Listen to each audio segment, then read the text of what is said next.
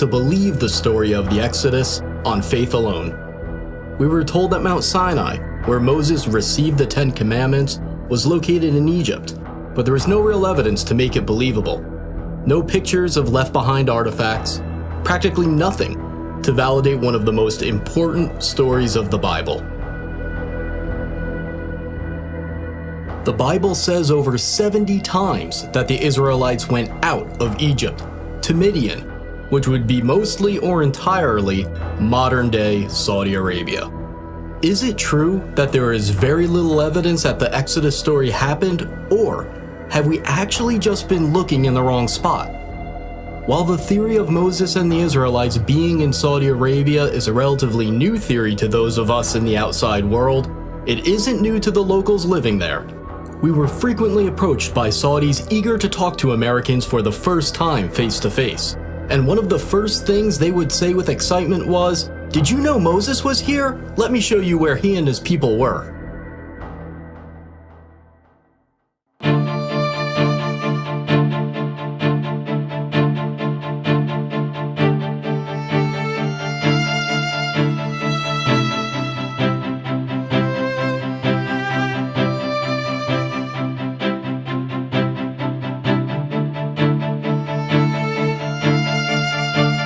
The tradition that the mountain in Egypt's Sinai Peninsula is Mount Sinai only dates back to the 4th century AD.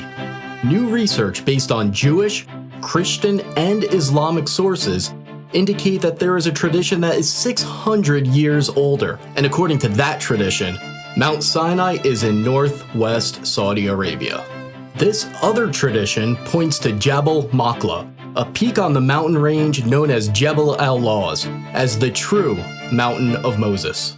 Several historical sources, including Josephus, recorded that Mount Sinai is the highest mountain near a city that is today called Al-Bad. Locals refer to Jabal Makla as Jebel Musa, the Mountain of Moses. So you call this one Jebel Musa? Jebel Musa. One of the distinguishing features of this mountain is the blackened top that you can see right behind me. The Bible says that God descended upon Mount Sinai as a fire. The blackened peaks stick out from the surrounding areas, and the rocks are only black from the outside. Researchers disagree as to whether the blackened rocks are actual evidence of God descending upon the mountain as a fire like the Bible says, or whether it's natural volcanic rock. A small handful of Americans tried to sneak into this area in the late 1970s and the 1980s. They were arrested, and their photos and videos were confiscated by the Saudi police. Their evidence was lost. However, images and videos slowly began leaking out to the outside world. According to those who snuck in and were arrested, these sites were being kept secret by the Saudi regime, a theocracy that hid them from the world using fences and police and the threat of force. As I tried to understand why the Saudis were hiding this important site, I began reaching out to sources in the Islamic world. For 15 years, I've been in the fields of intelligence, counterterrorism, and international relations, and one of my best contacts had a story to tell. He used to belong to a jihadist group, and he even had meetings with Pakistani intelligence and close associates of Osama bin Laden. And now, he's speaking out for the first time. When I was in the jihad world, we all knew that the Mount Sinai was in Saudi Arabia.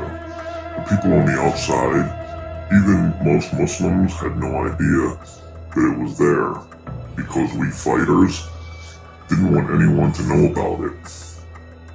We all knew that the Saudi government hid it and protected it with security, and we all agreed with it. We believe that if a site, even a holy site, is visited by people and used for idolatry, it should be destroyed. But our hiding it, according to the Islamic law, is what saved it, so you can see it today and appreciate it.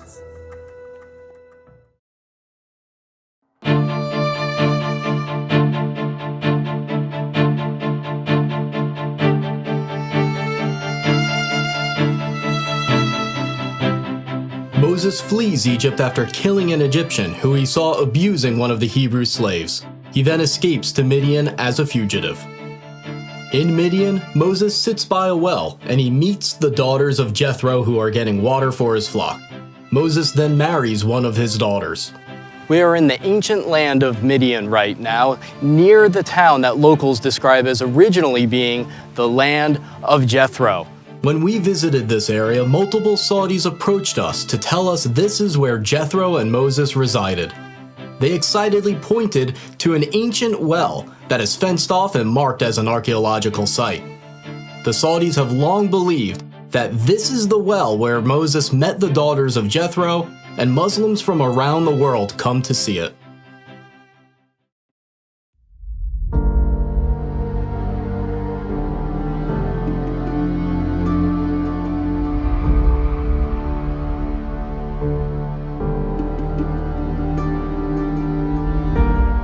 The book of Exodus says that the Red Sea crossing happened at a spot named Yam Suf, but experts have long disagreed about where it was. There are two proposed Red Sea crossing sites from Egypt into Saudi Arabia. The first candidate is at the Straits of Tiran, at the bottom of Egypt's Sinai Peninsula. The second candidate is at Egypt's Nuweiba Beach. Dr. Glenn Fritz, who has a PhD in environmental geography, conducted a massive study of the land and all the historical references about where the crossing happened. He found only one exact match: Egypt's Nuweiba Beach. Nuweiba Beach is almost 5 miles long and 3 miles wide, providing enough room for the Israelite population to fit. Here, they'd be trapped with the mountains on both sides, the Red Sea in front of them, and Pharaoh's army right behind them. Amazingly, there is a path under the water from Egypt into Saudi Arabia. The path is not too steep. The Israelites could have easily walked across if the waters were parted.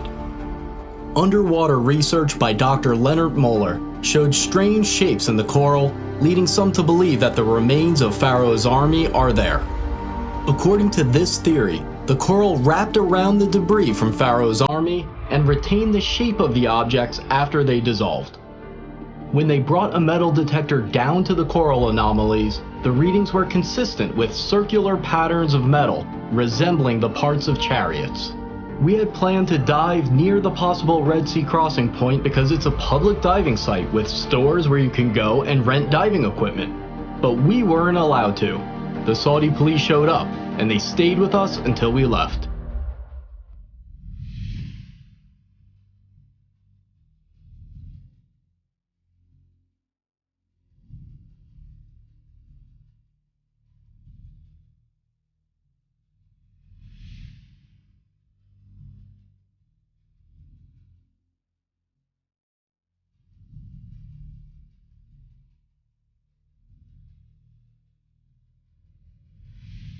After the Red Sea crossing, Moses and the Israelites stop at a place near Mount Sinai named Elim.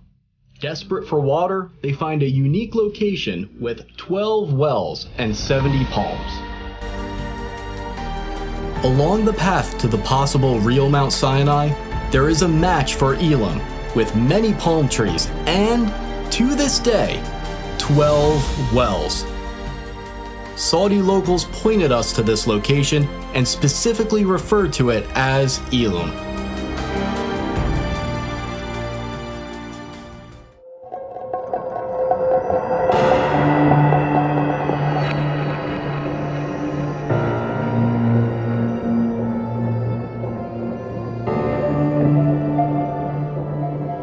Another major event by Mount Sinai is the incident with the golden calf.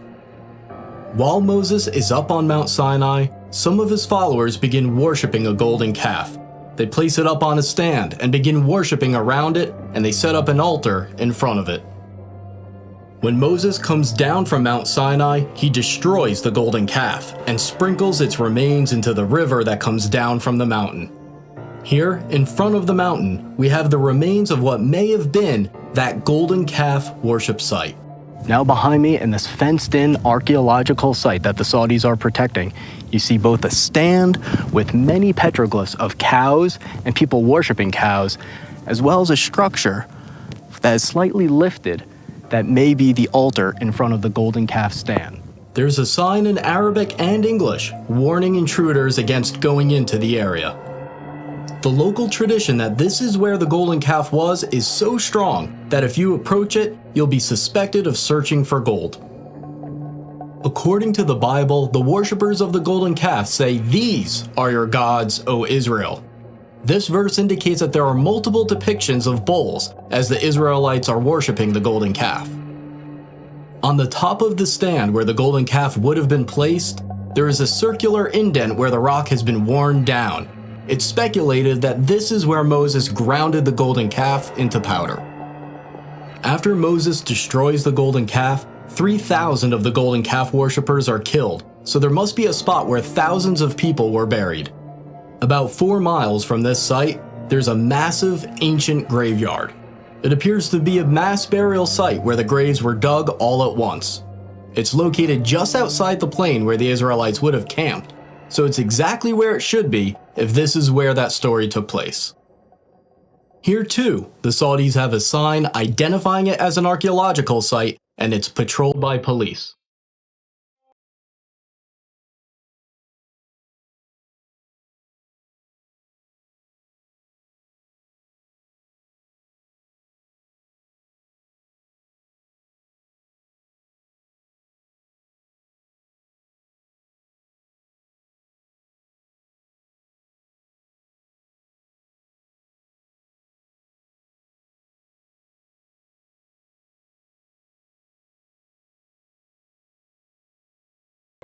The book of Exodus says that Moses built an altar of uncut stone at the foot of Mount Sinai and also set up 12 pillars to symbolize the 12 tribes of Israel.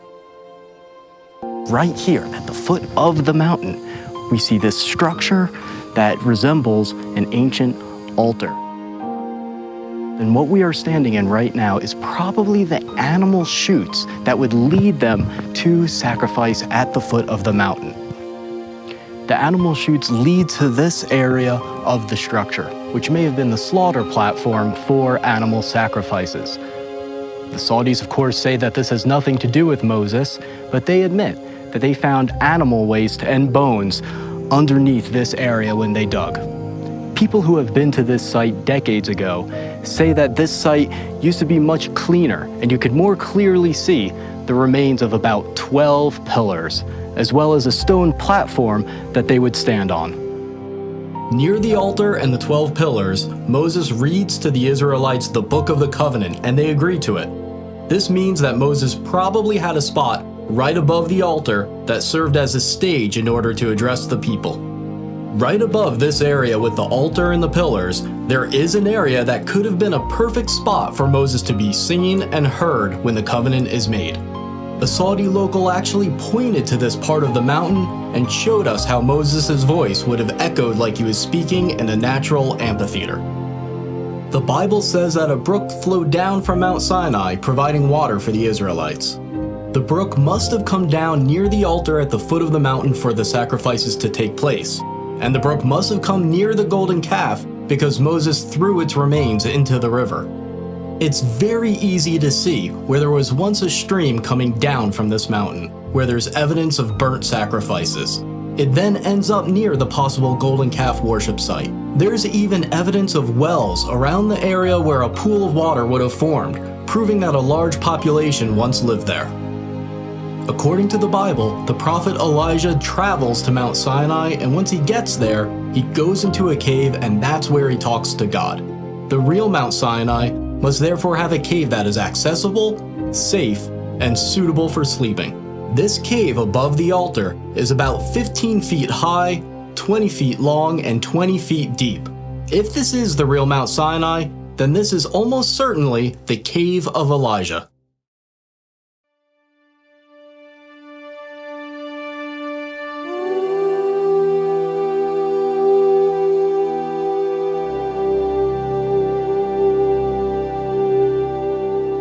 On the way to Mount Sinai, the Israelites camp where there's no water. Moses goes up to a distinct rock and strikes it with his rod, and miraculously, water pours forth for his followers. The historian Josephus said that the split rock could still be seen in his time, and it was so big that it could not have been moved. Is it possible that this split rock still remains today, testifying to the accuracy of this story? The answer is yes, and it is stunning.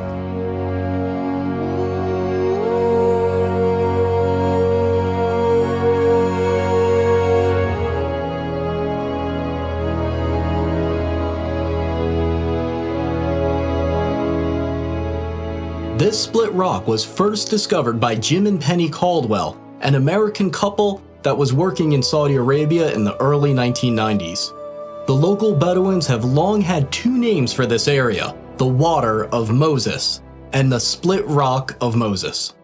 This split rock is on top of a 100-foot hill and is somewhere between 40 and 60 feet high. And what's really amazing about this specific location in the valley along the possible route to Mount Sinai is that the rocks underneath the split rock are smooth, as if tons and tons of water poured forth, forming a miniature lake at the bottom for the Israelites to drink from. If you have a relationship with a local, they'll tell you that this area is related to Moses, but the Bedouins that live here will try to keep you out.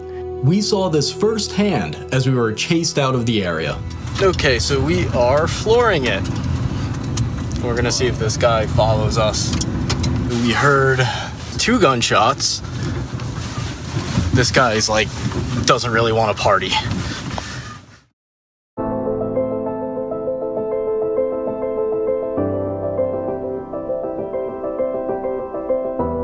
The Bible says the area near the split rock where the Israelites fought the Amalekites is named Rephidim, which means place of rest. Hebrew inscriptions we found there have been interpreted to say place of rest, the definition of Rephidim. Closer to the mountain, inscriptions have been found that Dr. Miles Jones, a scholar of ancient Hebrew, believes are talking about the battle with the Amalekites. He says one of the inscriptions refers to the death of an Amalekite. Nearby, there are 2 inscriptions that Dr. Jones believes are marking where a Hebrew mother and daughter died. The Bible says that God told the Israelites that they possess the land wherever the soles of their feet touch. Near the split rock and near the mountain, there are many inscriptions with an image of a foot and a sandal. Next to the image, there is Proto-Hebrew writing that means the sole of the foot. We also found inscriptions that were translated and found to refer to Yahweh, the Hebrew name for God. There's another area near the mountain named Wadi Musa, or the Valley of Moses. Here, a depiction of a menorah was found, and it might be the oldest depiction of a menorah known today. Now, a new eyewitness has come forward to reveal that the Saudis have been hiding the evidence of the Exodus since at least World War II. This man was an American pilot who met the King of Saudi Arabia. Bob Cornuke was one of the first people to reach Jabal Maqla in the 1980s, and he recently interviewed that pilot and made the footage available for this video. It's an honor to meet you. Well, thank you. Our lives have intersected possibly in something very historic, and we're talking about where the real Mount Sinai is located. And I had no idea that someone as far back as World War II would have seen the mountain and had been told that the mountain was the holy mountain of Moses. Did any of the Muslims tell you that that was a holy mountain? Oh yes. I guess everybody in the military knew it was holy. Yeah. Well, they forbidden me to fly around it, and it was off limits that I'd be killed either by God or by maybe some of them, I don't know. And when I took off, I was half scared to death. You bet I flew around it. But it was different than the rest of the mountains because it was black on top? Oh, it was a blackish green. It was dark enough to be somewhat frightening. You don't know what I really believe. I think it's Mount Sinai. I think God let me fly around it. That's what I think. I think He let you and me both live. Why haven't we heard about this other candidate for Mount Sinai? Why has almost the entire focus been on the traditional site despite its lack of compelling evidence. Think about how many things line up with the biblical story right here at this mountain. There's a beach and path where the Red Sea crossing could have happened, matching the biblical account.